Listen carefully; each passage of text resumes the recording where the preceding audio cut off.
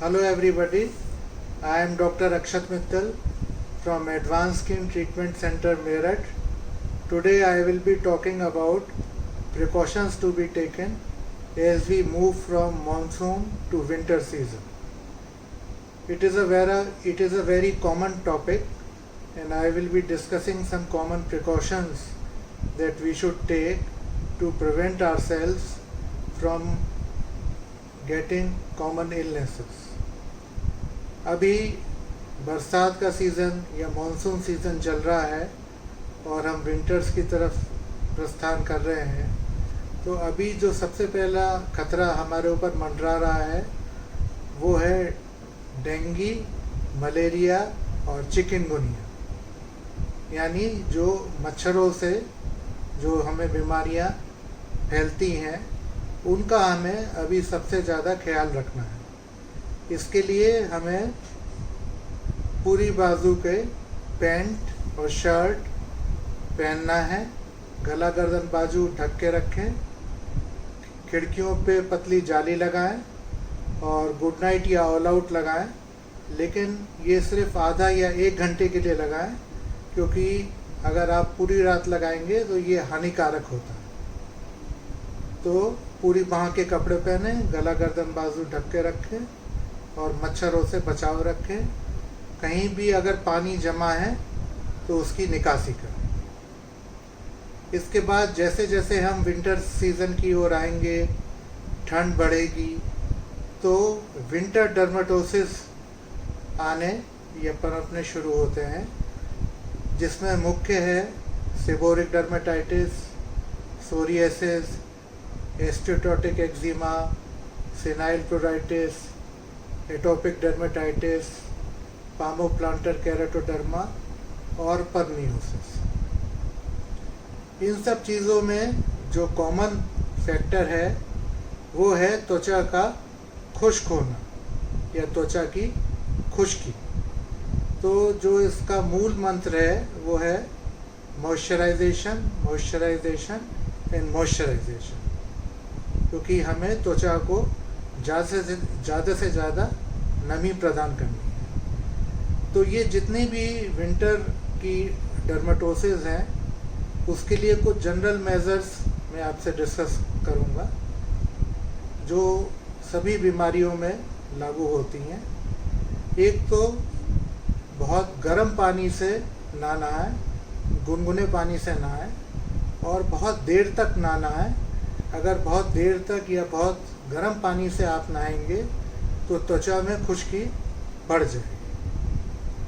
और या तो क्लींजिंग, मॉइस्चराइजिंग सोप्स का इस्तेमाल करें या ग्लिसरीन सोप का इस्तेमाल करें या सिंडेड बाथ, एक सिंडेड बेस होता है जिसकी सोप्स आती हैं, वो जो त्वचा का एसिडिक मेंटल होता है, जो हमारा त्वचा है उसका pH 3.5 होता है।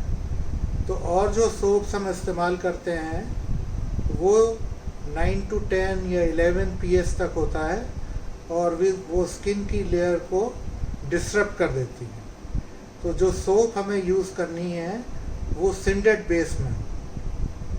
इसके बाद नहाने के पश्चात जब हम तौलिए से अपना शरीर पोंछें तो हम जेंटली डैब करें, हम त्वचा को रगड़ें नहीं।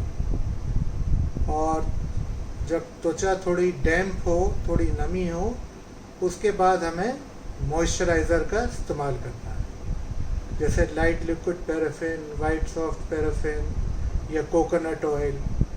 और एटोपिक डर्मेटाइटिस और पामोप्लांटर केराटोडर्मा, इसमें हमें इंटेंसिव मॉइस्चराइजिंग फैक्टर्स, जिसमें मॉइस्चराइजिंग फैक्टर्स ज़्यादा हों, उनका इस्तेमाल करना है, वो मैं बताऊंगा।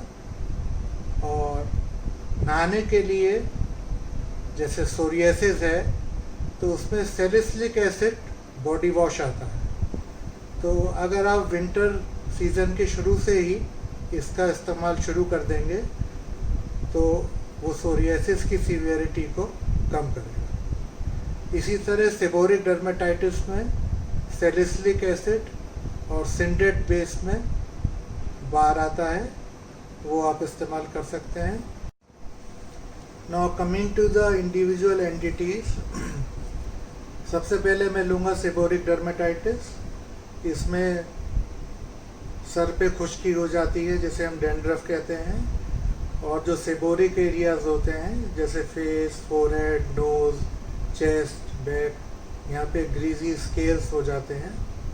तो इसके बचाव के लिए आप एंटी डैंड्रफ शैम्पू जिसमें कीटोकोनाजोल, क्लिम्बाजोल, ZPTO एट्सेट्रा हो, ये आप twice a week for 8 weeks, then once a week for 8 weeks इस्तेमाल करें। और इसका झाग थोड़ा सा चेहरे पे, सीने पे, कमर पे लगा सकते हैं। साथ में विटामिन ए डाइट से तो ले ही सकते हैं, और विटामिन ए की चूएबल टैबलेट्स भी आप इस्तेमाल कर सकते हैं। इसके बाद सोरियासिस, सेबोरिक डर्मेटाइटिस और सोरियासिस कई बार एक साथ भी मिलता है, उसे कहते हैं सीवोसोरियासिस। सोरियासिस के लिए आप शैम्पू जैसे कोलतार और सैलिसिलिक एसिड, इसका इस्तेमाल आप विंटर्स के शुरू से ही कर सकते हैं क्योंकि सर में पपड़ी आ जाती है। और नहाने के बाद आप लिक्विड पैराफिन या गोले का तेल ये लगाएं शरीर पे, और उसके बाद हो सके तो 8 से 10 के बीच में 10 से 15 मिनट धूप दिखाएं। तो इससे आपको अल्ट्रावायलेट थेरेपी मिलेगी और जो सोरियासिस के लीजन्स हैं उनका ऑनसेट देर से होगा और कम होगा। नाउ कमिंग टू एस्टियोटोटिक एक्जिमा, इसमें भी ये त्वचा की खुश्की से होता है और इसमें त्वचा फट जाती है, छिल जाती है। इसमें भी आपको मॉइस्चराइजर ज़्यादा से ज़्यादा लगाने हैं। एस्टियोटोटिक एक्जिमा और सेनाइल प्लूराइटिस, इन दोनों में जो मैंने जनरल प्रोसीजर्स, जनरल टिप्स बताए हैं, नहाने का, साबुन का और मॉइस्चराइजर्स का, वो आपको रखना है, ध्यान रखना है। और पूरी बाँह के कपड़े पहनने हैं, नाखून काट के रखने हैं, खुजाना बिल्कुल नहीं है, और पानी ज़्यादा से ज़्यादा लेना है। गोले का तेल इस्तेमाल कर सकते हैं। Next, coming to atopic dermatitis. Atopic dermatitis में खुश्की बहुत ज़्यादा होती है, जो त्वचा है वो बहुत ज़्यादा खुश्क होती है, तो इसमें हमें इंटेंस मॉइस्चराइजेशन की ज़रूरत होती है। तो इसमें liquid paraffin, white soft paraffin के साथ हमें ceramides, natural moisturising factors, cholesterol, ये जो कॉम्बिनेशन एमोलिएंट्स आते हैं, इसका 2-3 बार दिन में एप्लीकेशन करना चाहिए। अगर बहुत ज़्यादा खुश्की या खुजली होती है तब हम माइल्ड टॉपिकल स्टेरॉइड्स का इस्तेमाल करते हैं, और कैल्सिन्यूरिन इनहिबिटर्स जैसे टेक्रोलिमस और पाइमिक्रोलिमस, इसका भी इसमें एक बहुत उपयोगी स्थान है। नाउ कमिंग टू पामोप्लांटर केरोटोडर्मा, ये पाम्स और सोल्स में मिलता है। ये पाम्स और सोल्स में बेहद बहुत अधिक खुश्की के कारण त्वचा फट जाती है, छिल जाती है, और पेशेंट कोई भी कार्य करने में असमर्थ होता है। तो इसके लिए इंटेंसिव मॉइस्चराइजेशन चाहिए, और इसके लिए स्पेशल क्रीम्स आती हैं जिसमें squalane, wax, mango butter, cocoa butter और बहुत सारी चीज़ों का इंग्रेडिएंट्स होता है। ये दिन में आप 2-3 बार लगाएं। और हाथों में, पाम्स में ज़्यादातर ये वेट वर्क से होता है, खासतौर से हाउसवाइफ्स, फीमेल्स में। तो पानी साबुन का काम कम से कम करें और मॉइस्चराइजेशन रखें। और अगर किचन वर्क ही आप कर रहे हैं तो बीच में जैसे आप जो कुकिंग ऑयल है या कोकोनट ऑयल है वो बीच में 3-4 बार लगा सकते हैं। सोल्स के लिए भी जो इंटेंस मॉइस्चराइजिंग क्रीम है, for example Venusia Max, aloe vera IMF, इन क्रीम्स का एप्लीकेशन आप 3-4 बार करें। धूल मिट्टी पानी साबुन से बचाव रखें और रबर प्लास्टिक और फोम के जूते ना पहने। जितना हो सके कपड़े के जूते और कपड़े की चप्पल पहने। डॉक्टर सोल जो आता है बाटा का, उसका इस्तेमाल कर सकते हैं। और जो भी फुटवियर आप पहने उसमें कोई मार्किंग्स ना हो, कोई लाइनिंग ना हो, कोई एक्यूप्रेशर पंक्चर पॉइंट्स ना हो और कोई हील ना हो, वो बिल्कुल फ्लैट हो। और इसमें अगर ज़्यादा फिर बीमारी अगर परेशानी बढ़ती है तो हम स्ट्रॉन्ग टॉपिकल स्टेरॉइड्स देते हैं।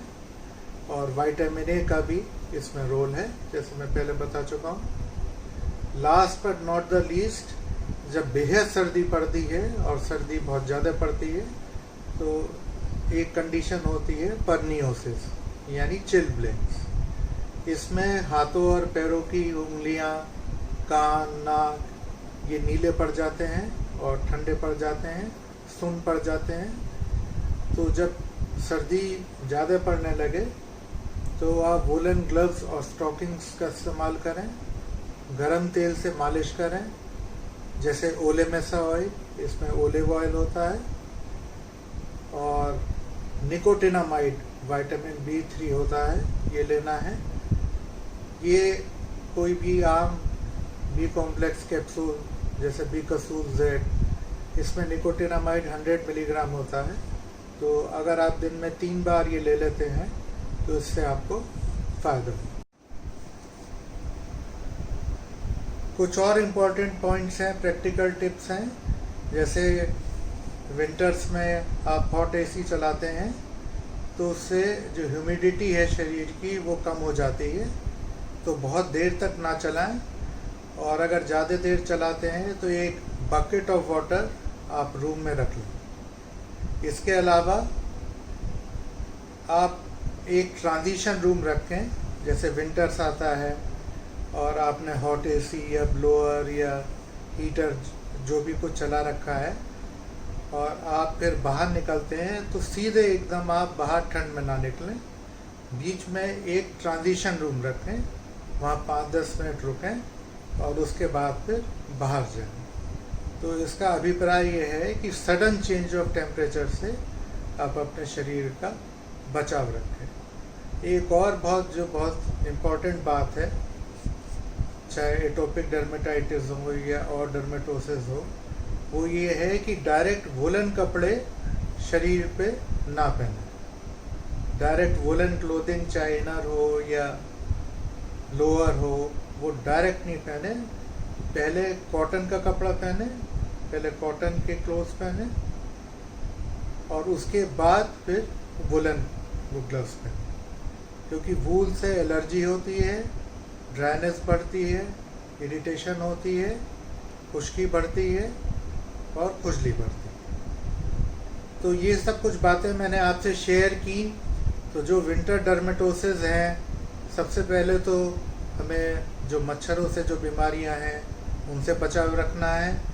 उसके बाद जो विंटर डर्मेटोसिस है उससे बचने के लिए या उसकी जो तीव्रता है उसको कम करने के लिए कुछ टिप्स शेयर करें। जो बीमारी है वो तो उभरेगी, लेकिन आप प्रिकॉशन अगर साथ लेके चलेंगे तो सिम्टम्स उसके कुछ कम हो जाएंगे, सीवेरिटी कम हो जाएगी और वो देर से उभरेगी। इसी के साथ मैं अपनी टॉक यहाँ समाप्त करता हूँ।